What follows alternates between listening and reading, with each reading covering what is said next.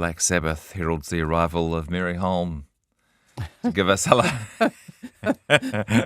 Metalhead Mary to give us her view on today's budget changes. Hi, how are you? Hi, Jesse. Pretty good, thank you. Mary's been in the room next door listening, as we have, to the announcements from the government and focusing in particular on KiwiSaver. We knew something might be happening, that there might be changes, but we didn't know exactly what. No, and they're quite extensive changes, actually, and overall I'm feeling pretty disappointed in what's in there for KiwiSaver. But perhaps we should first of all go through, there are basically 4 changes, quite a lot. Probably the most important for many people is that employee contributions, which the default rate and the rate that most people use is 3% of their pay. So that's going to rise next April to 3.5%, and then in April 2028 to 4%. The government has said that people can opt out of that if they want to for 12 months, and if they do, then they will continue to put their 3% in, and the employer will be obliged to put in 3%, so it'll continue to sort of match the amount that you put in. Could you just say that last bit again, please? So I was doing the calculations in my head. Oh, well, yeah. So if you can't afford the 4%, you can apply to just stay at 3% basically and continue to get 3% from your employer. Indefinitely? Well, I understand you can apply for 12 months, but then I saw something about being able to reapply. The trouble with doing this so quickly is we haven't sort of got all the details, but I think that's the way it's going to work. And you always could and still can go on a savings suspension and put in any amount you want to or nothing. So there's still, that option is still there, of course. But the default, what you do if you can't be bothered changing it, becomes 4%, that's not right. 3%. Yeah, and which is a lot of us, right? Yes. Life is busy. Yes, exactly. And that's probably a good thing for many people. It's just sort of nudging them into saving more. But a lot of people who are struggling to pay the 3% currently might be saying, well, I don't know that I want to have that contribution increase. You have got a year to get used to it, and going up to 3.5%, it's not a big jump for people. So there is that to it. Well, if you're on $100,000, that's $500 a year. Yes. So $10 a week. Yeah, which for some people that matters, and for a lot of people it actually doesn't. But the second big change is that government contributions have been halved. So way back in the early days of KiwiSaver, it was $1 for $1. For every dollar you put in up to 1,042 a year, the government put in 1,042. And then that got halved down to $5.21, and it's been halved again down to about $260. Oh, I missed that. Dollars a year. Yeah, which is not very nice. That won't apply to the money people will be getting into their accounts in sort of July, August this year. It will apply the following year, following winter. So that's a halving of the government contribution from next year on. And then a couple more changes. They're no longer giving any government contribution to people who earn more than $180,000 a year. So it is people on high incomes, basically. We talked last time about the possibility of something like this, and I was saying then, for those people, if they're getting employer contributions, then the government contribution doesn't amount to a heck of a lot for them. So, for example, someone who's earning $180,000, if they're getting 3% from the employer, currently that's $3,600 odd after tax. The employer contributions taxed, so they're getting more than $3,600 a year from their employer. Yeah. So losing $520 odd from the government is probably not that big a deal for them. It's still going to be worth their while being in there because they get quite a big contribution from the employer. So for them, it's, I presume they'll probably still, if they're in KiwiSaver, they'll probably stay in KiwiSaver. And it's not clear yet whether it applies to self-employed people or just employees, but I did see something about them looking at your tax return in the last 2 years, and I don't know whether presumably they're taking the higher of the two income amounts in those last 2 years. So that suggests it is self-employed people as well. But we'll find out the detail of that in due course. That doesn't apply to that many people, though. But the headline there is means testing the government contribution. Yes, yes. And that's new. But yes, it is. That's right. Yes, it's hitting at a pretty high income level, and so not a lot of ordinary New Zealanders will be that upset by it, but still it's there. And we all know what happens with these things. They start, at a high level, and then they can gradually work their way down to 100,000, and then, whatever in the future. Well, who knows? I'm not saying that will happen, but I wonder what the equivalent, if you were to think of that as a tax hike for the people on 180,000, because in a way it is, It's not really a tax hike for them. They're getting less. Yeah, no, it's not a tax hike, but they're getting.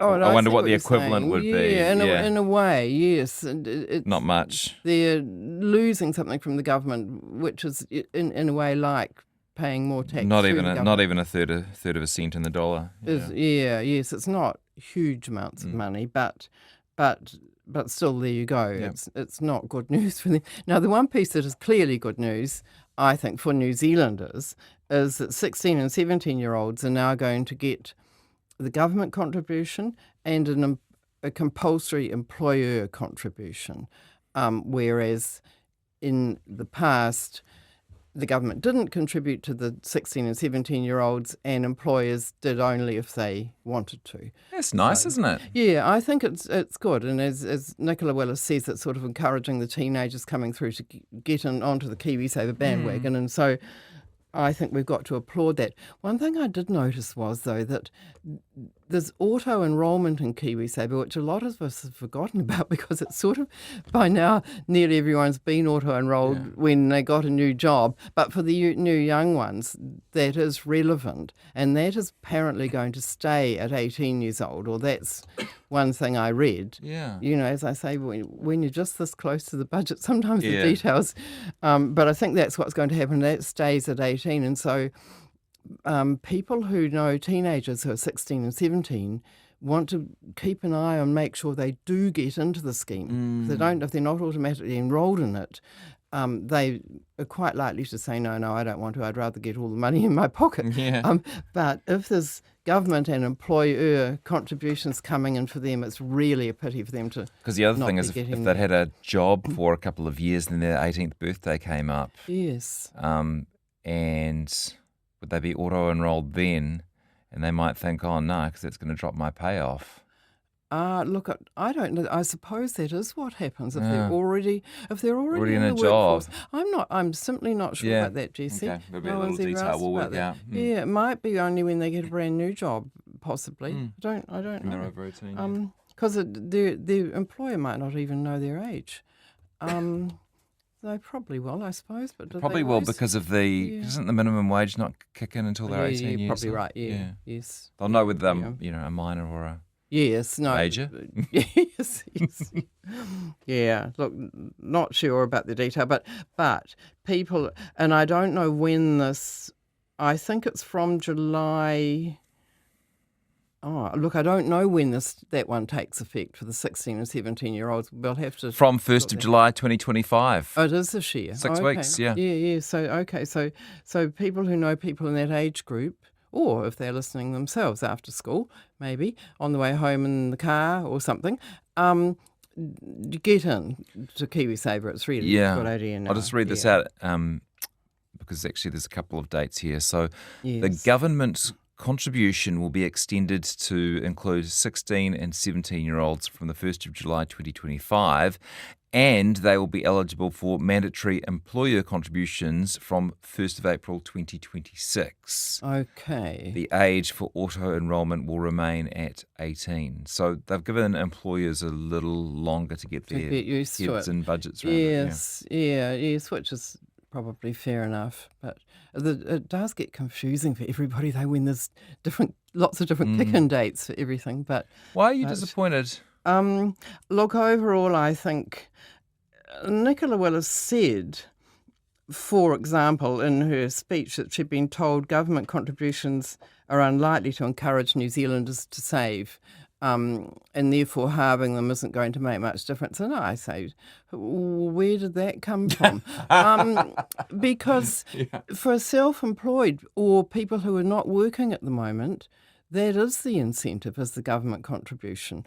It's, by far the main reason to be in it. And so when that's halved, so it's getting down to pretty small amounts of money, really, the $260 odd a year, it does. And I want KiwiSaver, as we said, to include more people. I want it to include the people on benefits. Yeah. And as I said the other day, I'd love it to include prisoners as well. So forming a habit of thinking long term about your life, saving, planning, benefiting from compound interest, all that stuff. All of that good stuff. And so I think to say that halving the government contribution isn't going to make much difference to encouraging New Zealanders to save, I reject that. I think it's a real pity. And she also says that that people's contributions are going to grow because they're going to increase. This will really contribute to people getting into Kiwi or saving more in KiwiSaver for their retirement or for a first home. Now, I say, well, all right, but that's just because they're putting more of their own money in. Now employers, in theory, are also going to be putting more of their money in. But because as the employee contributions increase from 3 to 3.5 and then later on to 4, so will the employer contributions.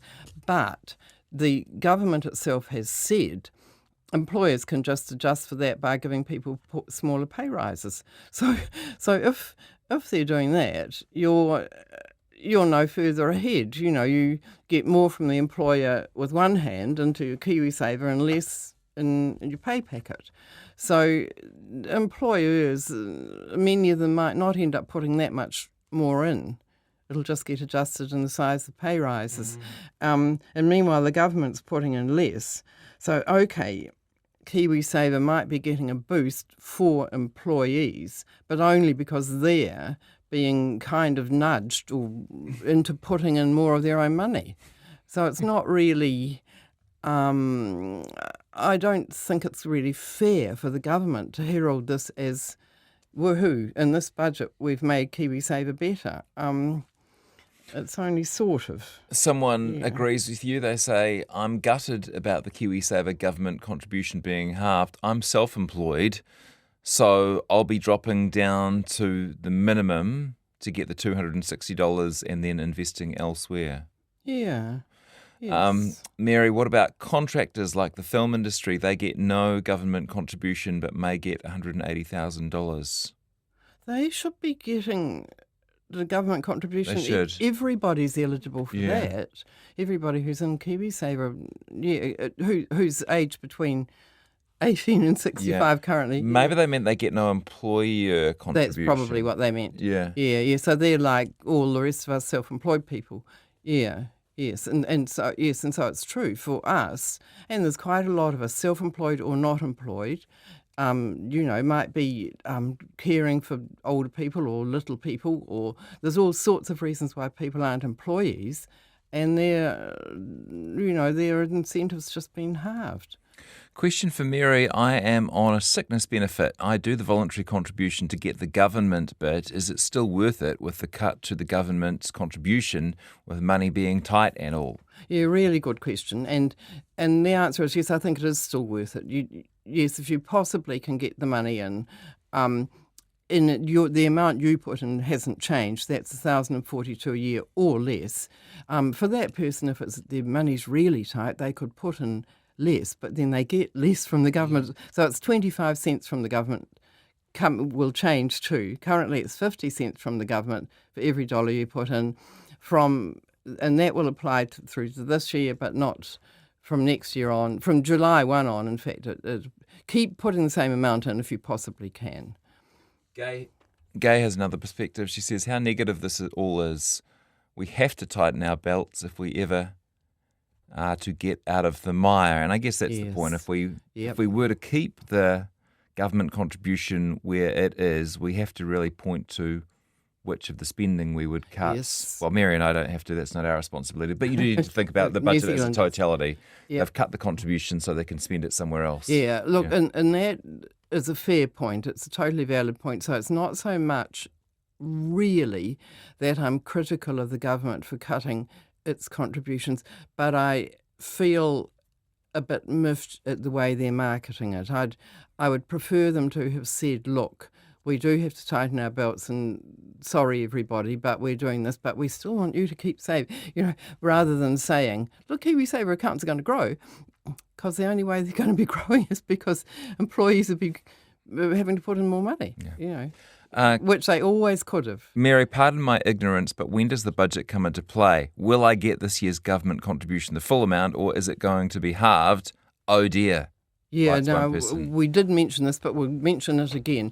The money that you get for the KiwiSaver year ending June the 30th this year, which is money that comes into your KiwiSaver account usually in July or August, won't change. That's going to be what it always was. But a year from now, you'll be getting only half the amount you get this time around. Someone else says this constant tinkering with KiwiSaver is why I refuse to join it. Once you're in, you cannot withdraw. The legislative risk is too high. Now, look, there has been a lot of tinkering. It's surprising when you look back at the changes.